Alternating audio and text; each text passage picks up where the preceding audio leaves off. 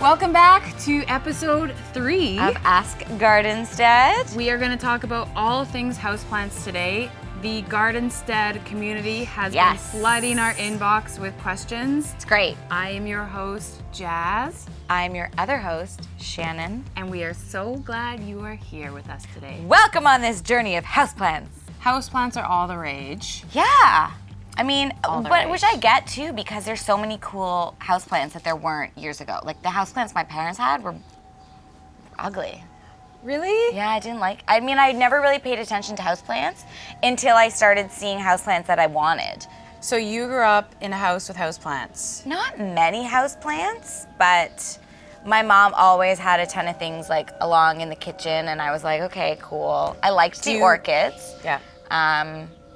Do you remember any other of the types that she had? Cactuses. Never been a fan of cactuses. Oh. But it's because when I was a kid in ballet class, a little girl told me a story that a little tiny spider crawled out of her cactus, and then she went to bed that night, and the whole cactus exploded with baby spiders and they crawled all over her. And then they went into her skin and laid eggs.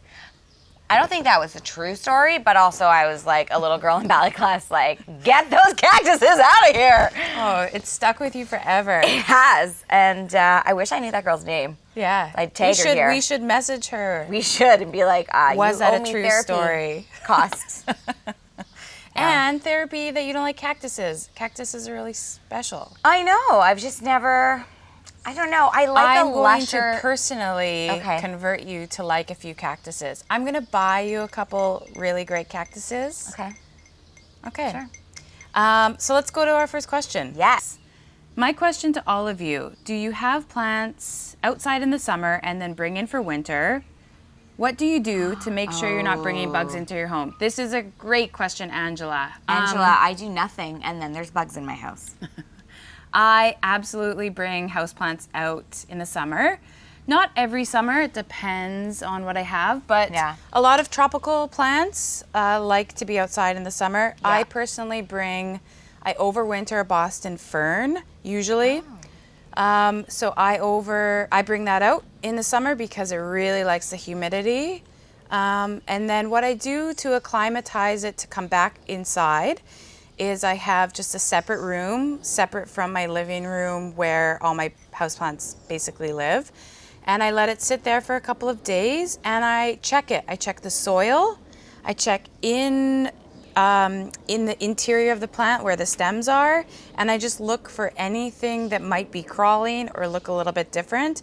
And I just I slowly bring it back into the house. So I do not bring it from outside right back into the living room. Yeah, I do something very similar. Like when you bring seedlings outside and you want to harden them off, I kind of do the same thing. I take it out of the sun and I keep it on my porch for a few days, which is quite shaded. It gets a bit of sun, but I sort of leave it there before I bring it inside, so it's not, the change is just too drastic for a plant.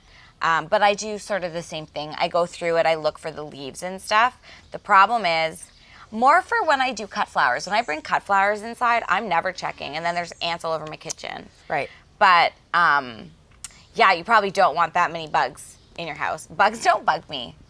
Bugs don't bug Shannon. They don't bug me. Like when there's spiders, little spiders, I just don't care. But also, nobody wants bugs in their house. Well, I also think too, if there's any infestation that came in. Yes, that's a good point. You want to be sure that you're not bringing it into the living room and it's spreading to your other plants that you didn't bring outside. Yes. So yes, I know a lot of people who bring some of their plants outside in the summer. Yeah. And I Tropicals often is a really good one. And I often notice explosive growth in those plants, because plants are most actively growing in the summer. They're dormant in the winter. Yeah. So if you're looking to increase the size of your houseplant, and it's a tropical, a monstera, anything that likes quite a bit of sun. That's another thing you have to be careful, is not putting it in full sun. If it doesn't like full direct sun, you can have leaf burn. That's very easy to happen. So do a bit of research on what exact plants. Ask us if you want us to get specific ones. What plants you want to bring outside for the summer. But generally, yes, I bring plants outside. And then when I bring them into the house, I do baby steps of acclimatizing it. Great. Thanks, Angela. Okay. Next question is from Leilani. Is that right? What a beautiful name. From our houseplant group, again, help. I have been doing pretty good at saving plant babies lately. Yeah, this is serious help. Now I need your advice, please. I was given 2 baby spiders. My damn cat won't stay out of them. He ate one, but only uproots the other and throws it in the floor and plays with it. He has plenty of cat toys. I have tried orange peels. Please help. I didn't know orange peels would deter cats. Yeah, they might not like the smell or the texture. I think she means she had put the orange peels right on the soil. Yeah, right on the soil. Please help. Okay. I mean, I don't have a cat.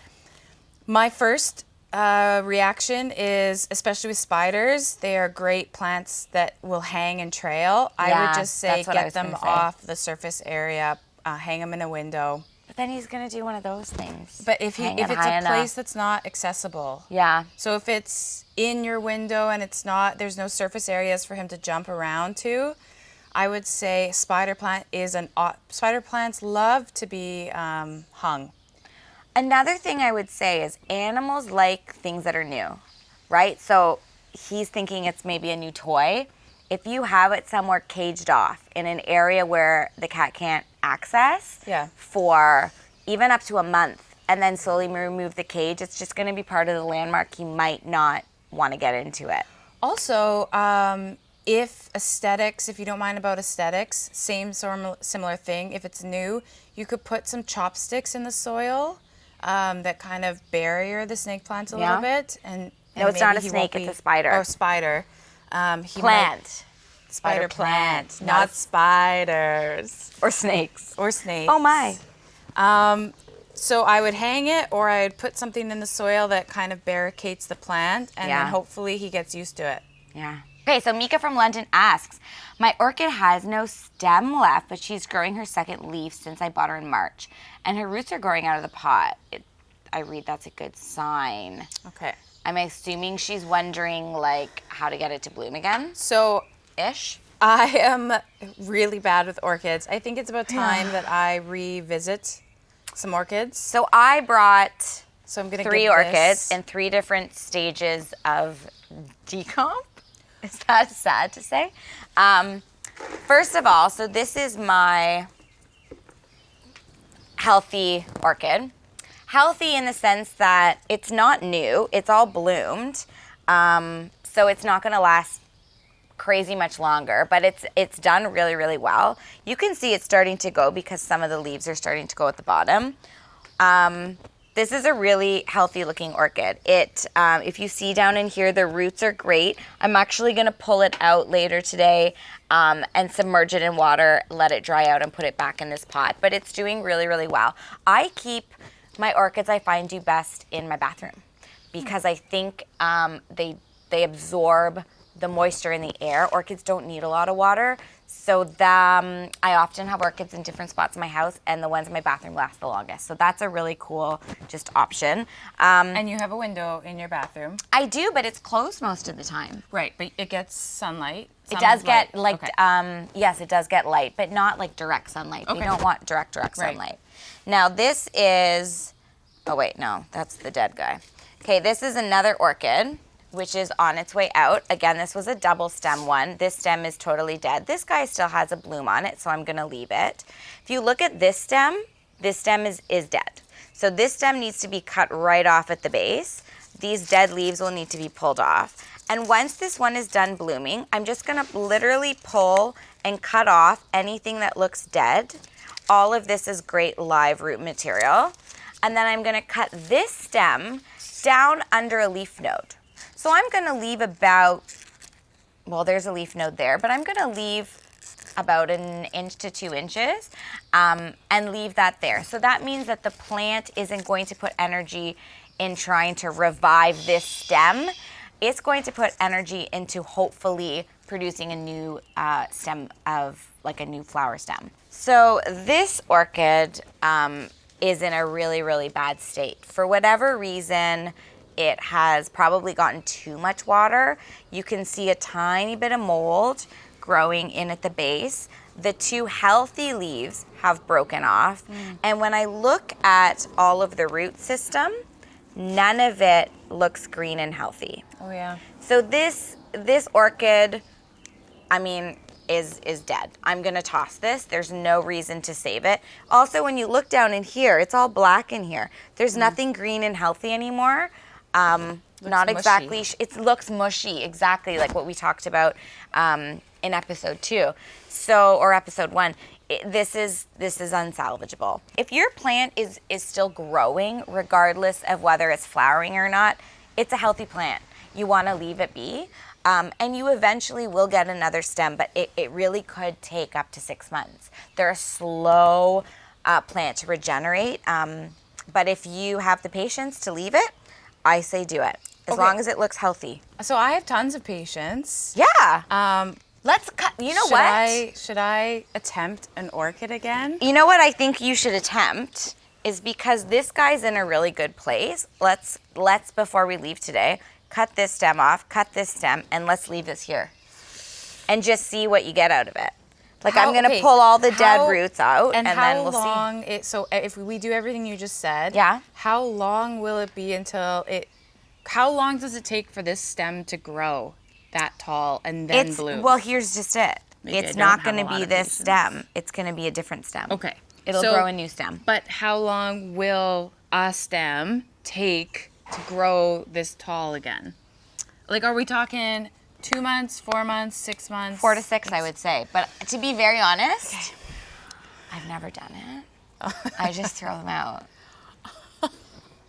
She composts them. I compost them because I have a small space, and I don't have a ton of space to just leave orchids around to wait 6 months to rebloom. Okay, fair enough. You gotta do what works for you. I know a lot of people have success with it, and it's like a happy thing, and it means so much when they rebloom because they've waited so long. I'm not patient. Okay. Well, Mika, I hope that answers your question. If not, let us know and try. We'll see what happens. We're gonna leave it at Jazz's. And you're the best. Okay, next question from our Gardenstead community. What do I do after I buy a plant? Do I repot it, put it inside or outside? This is a really important question. Yeah. Do I repot it? I do not repot brand new plants that I've gotten from nurseries. No. Unless it is extremely root bound. Yeah. You will know that if there are roots coming out of the bottom of the pot. I just bought this one. I do not repot it. I keep it in its nursery pot and I put it in a nicer pot. Yeah, I just bought this guy to show too. And it's so beautiful. Isn't it pretty? I mean, I love pink plants. It's similar to the prayer plant. It's a Calthea with little pink stripes. If I don't have a pot, you know what I do until I get one that I like? I just put it on like a teacup saucer. Yeah, because it needs to just. But yeah, like this pot's too big, but I kind of like the way it sits in it. It's beautiful. My pretty polka dot pot. That is a really nice pot. Pink. I'm such a girl. Okay. And do I put it inside or outside? Depends. It depends on the plant. Let us know what plant it is, and we can help you further with that. Question for people that have cactuses, not me. How do you repot them without getting hurt? Oh, I haven't found any gloves that they can't get through. You go to the museum in a medieval section and you borrow one of the ancient armor, chainmail, not even chainmail. It has to be full armor. You go to your local museum and you ask. And you rob them. No, don't do that. And you ask to borrow an archive metal mitt. And let us know how that goes. Yeah. Let us know what museum cooperates. Okay. So this is a really good question. There's a couple different ways. If you have like a heavier set of gloves, like a leather type glove, put those on. Yeah. I also tend to get some newspaper and thick layers of newspaper, and I wrap it around and pull it up that way. But also what really works well is kitchen tongs. Just grabbing them with kitchen tongs. And it's a tricky thing. You want to have everything set up while you're repotting, and just be careful.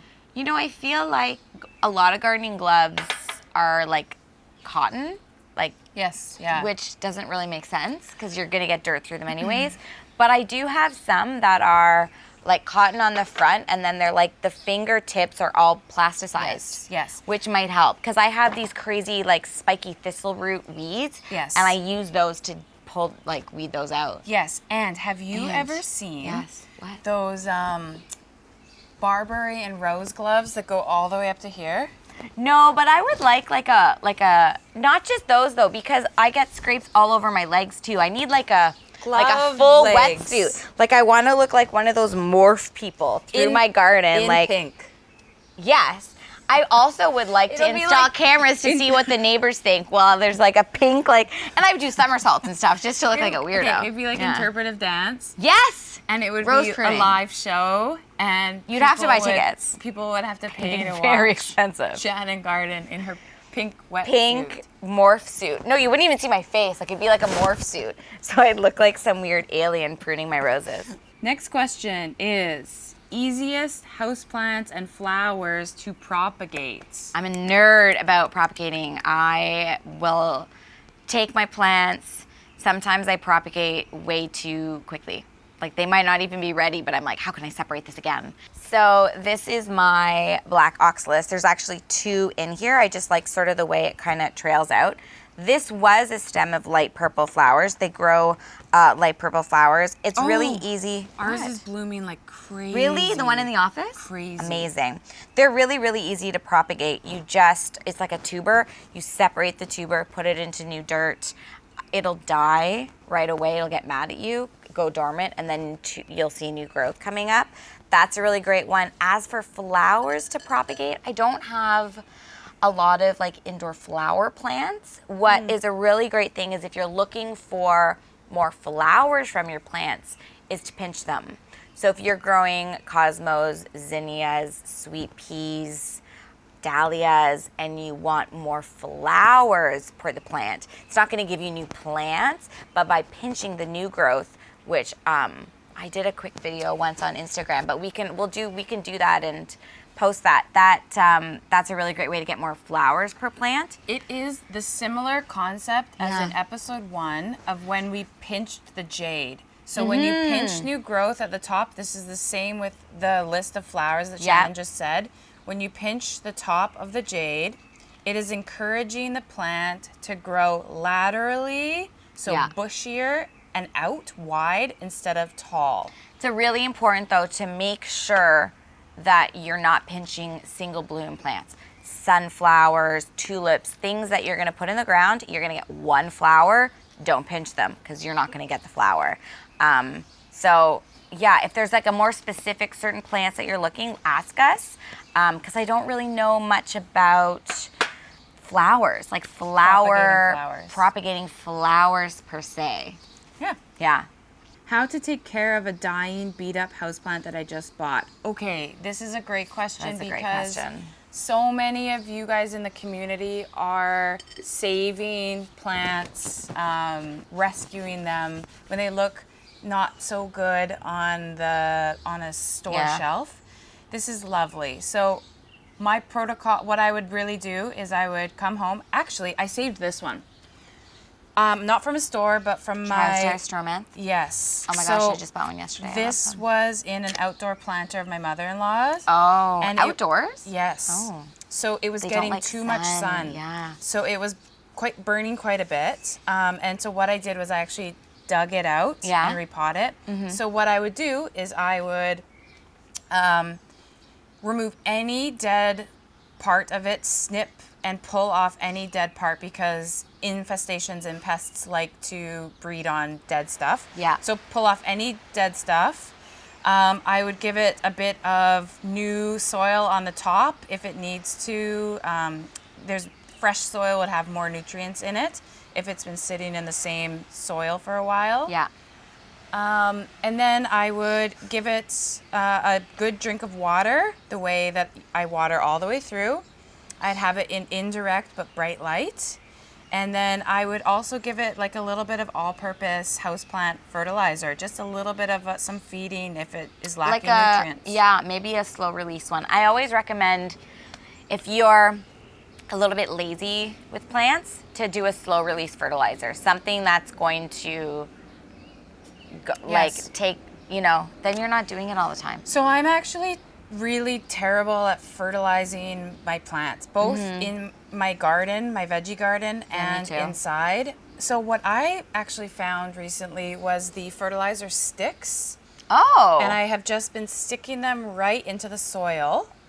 And that's the slow release. So when I water, it kind of little parts of it breaks off a little bit. That's really smart. And I think it's been great. So I'm so happy to report that there's new growth. Yeah, it looks really healthy. Trio Star. I can see that it's not. I cut like that it wasn't. one off. Yeah. Okay, I'm gonna show you mine. I mean. Okay, this is a great example of reviving a dead plant. You know what? I'm pretty good with plants. But this is my first Alocasia poly. And it's been doing this. So this is a new leaf. So it did grow. I think this was a new leaf at some point, but it's browning. Okay. The soil doesn't feel good. Okay. This is like it's not happy. Well, maybe what we could diagnose my plant, Dr. Jazz. So I would trim this leaf off. Yeah. With sharp snips so it doesn't like tear the plant. And this kind of feels like a bit like a mulchy, woody soil. Yeah. I think we should repot it. I think so too. And it almost looks like the pot is just slightly too big for it now that it has died back a bit. Okay. So we will repot it in a smaller pot. I think I'm gonna do that. I'm gonna change the soil. I wanna look at what the roots look like. Rinse them off even maybe in case there's any type of anything unhappy down there. And I might separate it because it looks like it's almost separating anyways into two plants. Yeah, so you could take the kind of... And I'm going to move it to a different light. Oh, there's, yellowing. Okay. Yeah. And we'll clean the leaves and we'll just give it a bit of a makeover. We'll take it to the spa. The plant spa. Yeah, like I'm pretty sad about it. I love this. I think I'm always addicted to different looking plants. I would really like an alocasia, you know, the ones with the polka dots? Yeah. I'd like one of those. But I should probably make sure I can keep one alive before I get that one. Yeah. I'm pretty good with all my other tropicals, but this guy just not happy. You gave me a really hard time about killing snake plant. This is how you learn, is this trial and error. Don't be afraid to experiment with your plants. That's the best way to learn. The question is, what do you think of funny planters? Do you have any? I'm not kidding. These two are probably my weirdest funny planters. This was a gift from my sister, and it was made by a local ceramist and does like really funky, cute little heads. And then I don't even remember where I got this one. And then other than that, I really like basic terracotta. I like basic planters because I really like to showcase the plant. See, I do too, but I like a worn look like this that's more cement, more grays. Yeah. I think also like our decor is different. I have a lot of black pots. Yep. I really like stark black or stark white pots, a little bit maybe White's more nice. Modern. And then I have a cool, I love That's this. beautiful. And I think it pulls out the colors really beautifully of the oxalis. And then this one I bought, and I bought one for me and one for my mom because it was in the store. It was called the Nola pot, and we were about to go on a trip to Louisiana, to New Orleans. Aww. So I thought it was perfect. So both my mom and I have this. I love that. Yeah. So I just thought it was for Christmas, and we were about to go. I thought, what a cute gift. Maybe and it looks great with the plant. What I should do is throughout my basic pots, I should sprinkle in a couple funny, nice, lovely ones. I mean, this one pops so nicely because I've got a lot of tin, really cool worn tin. So there's a lot of patinas and stuff, but nothing really funny. Yeah. I like those head ones. You know, back in the day, they used to have as gifts, antique, vintage. There's a couple spots on Etsy I found, different sellers of like a baby lamb, and then you can put a little baby fern, and it looks like it's fur. Like hair. Yeah. And when people have put the air plants, when they put air plants in face planters, I love it looks like funky hair. I should get one of those. They're really cute. My mom, who's actually in the houseplant group, she has a Buddha head, and she has a succulent coming out of it. So outside, so that looks really cool too. So yeah, have fun with it. Yeah. I take it far too serious, I guess. I think you're just more naturalistic, and I'm a little bit more. I'm not modern. Vintage. I'm very vintage. Yeah. Eclectic. Yeah. We're very different.